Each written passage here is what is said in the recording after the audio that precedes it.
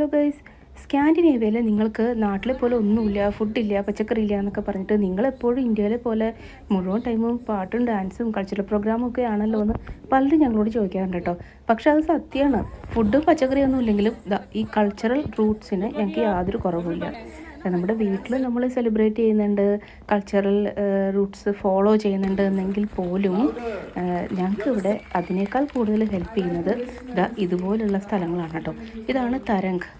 മുതിർന്നവർക്കും Indian community ആയിട്ട് നന്നായിട്ട് മിങ്കിൾ ചെയ്യാനായിട്ട് ഇതുപോലുള്ള സ്ഥാപനങ്ങൾ സഹായിക്കുന്നുണ്ട് കേട്ടോ, പ്രവാസികൾക്ക് മിക്കവാറും.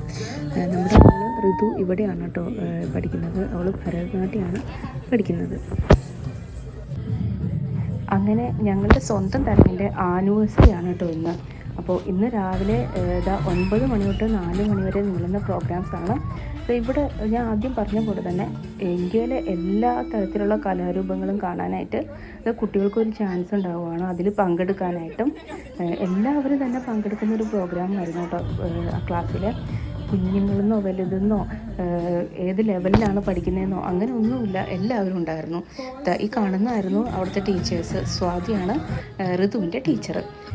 അപ്പോൾ നമ്മളിതാ ഈ പ്രോഗ്രാംസ് എല്ലാം കണ്ടു. പിന്നെ ഇടയ്ക്ക് ബ്രേക്കൊക്കെ ഉണ്ടായിരുന്നു.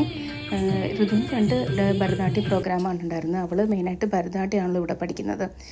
അപ്പോൾ അതിനിടയ്ക്ക് നമ്മൾ ഫുഡൊക്കെ കഴിക്കാൻ പോയി. മസാല ദോശയുടെ കൗണ്ടർ ഉണ്ടായിരുന്നു. അതുകൂടാതെ പാനിപ്പൂരി, ജിലേബി, കേസരി, വട അങ്ങനെ എല്ലാം ഉണ്ടായിരുന്നു. ഒരു ഇന്ത്യൻ സ്ട്രീറ്റ് ഫുഡ് വൈബ് തന്നെ തന്നിരുന്നു കേട്ടോ. കുട്ടികളെല്ലാവരും പ്രാക്ടീസിങ് കഴിഞ്ഞിട്ട് വളരെ എൻജോയ് ചെയ്തിരുന്നൊരു സംഭവമായിരുന്നു കേട്ടോ. അപ്പോൾ കുട്ടികൾക്കും ഞങ്ങൾക്കും എല്ലാവരും വളരെ മെമ്മറബിൾ ആയിട്ടുള്ളൊരു ദിവസം തന്നതിന് തരംഗിന് ഒരുപാട് നന്ദി. Thank you Tarang.